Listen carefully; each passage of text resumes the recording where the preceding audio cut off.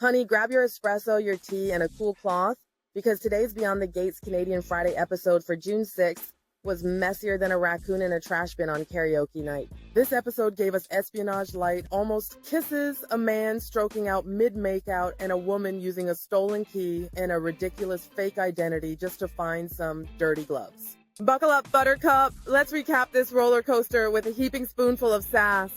We open at Orphe Jeans, where Queen Cat is doing what she does best, creeping.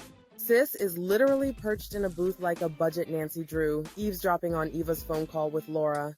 Hey, Eva's talking about helping the Richardsons out and says it's their little secret.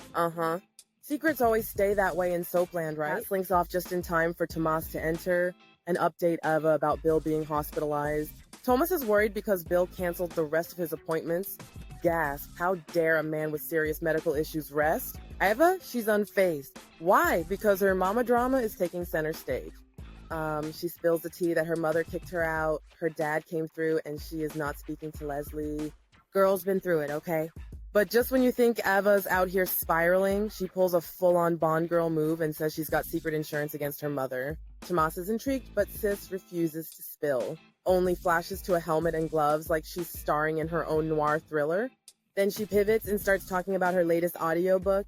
Girl, the mood swing. She's all into this sci-fi romance called House of Lord Astron. Yes, that is the name. And Thomas, ever the heartthrob who loves fiction, and apparently star-crossed lovers, says he's into it. Eva's all giggles and offers to lend him the rest of the series. Naturally, they decide to go back to her place because nothing screams platonic like sharing audiobooks in your hotel suite. Meanwhile, over at Uptown, sisters Naomi and Chelsea are catching up, and Chelsea is finally ready to unpack her lesbian era. Naomi's like, duh, sis, I knew. Because of course she did. Chelsea laments her dry dating life, cue violins, but then enters Madison, the mystery cheesecake lover from yesterday. Chelsea lights up like a Christmas tree when she sees her again, even though Madison barely remembers her and is just there for some damn dessert. Naomi, not impressed. She says Madison gives standoffish vibes, and she's not wrong.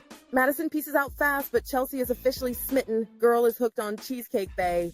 Across town, the king of denial himself, Bill, strolls into his home early like it's no big deal. Haley's like, why are you home in the middle of the day? You okay?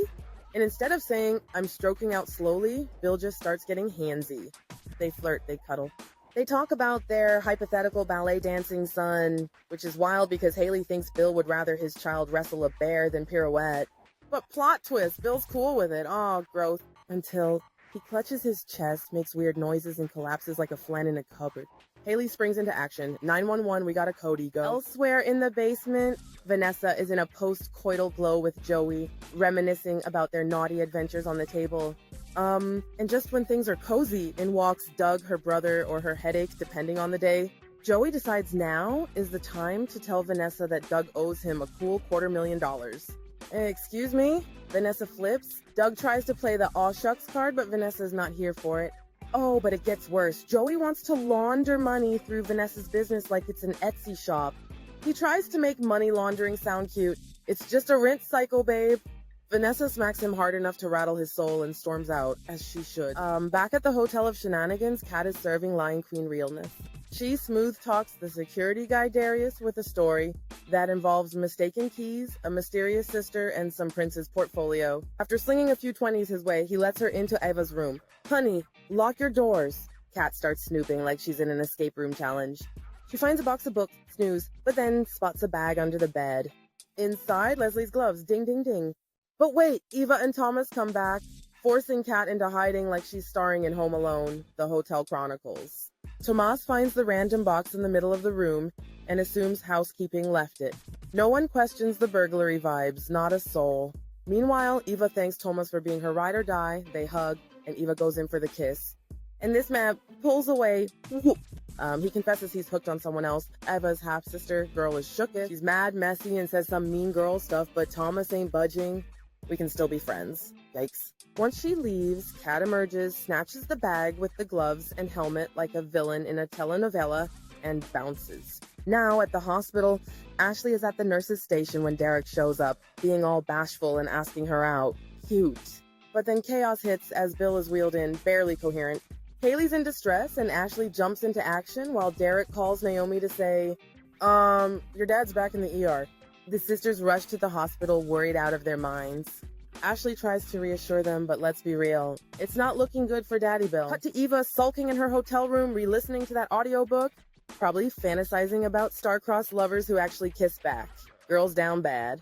Kat, meanwhile, is feeling like a detective supreme.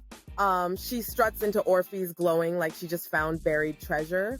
And in a way, she did. But then comes the twist that made me scream. Bill's neurologist is Madison. Yes, the Madison from the Cheesecake Shop. She walks into his room like, "Hi, I'm Dr. Montgomery," and Haley looks like she just saw a ghost. Bill can barely mumble, so Madison says she's ordering stroke tests. Whew. Next week's promo, a mess. Kat and Chelsea are joking until Andre walks in and Chelsea's like, "You got something to share, boo?" Andre and Danny are literally in bed when Vernon shows up calling, "Danny, sweetheart?" Oh, this is about to be a showdown. Kat finds out from Jacob that those gloves and helmet match the gear from the Laura hit and run. Naomi blames herself for Bill's condition. And finally, Tracy gives a hallmark speech about sisterhood that probably ends in a group hug or a slap. Final thoughts. Eva's feelings got rejected harder than a failed credit card. Bill is one stroke away from a permanent nap. Kat's committing petty crimes for clues. And Chelsea? Sis is falling hard for a doctor with cheesecake crumbs still on her lab coat. This episode had it all. Until next time, darlings, stay messy, stay nosy, and stay fabulous.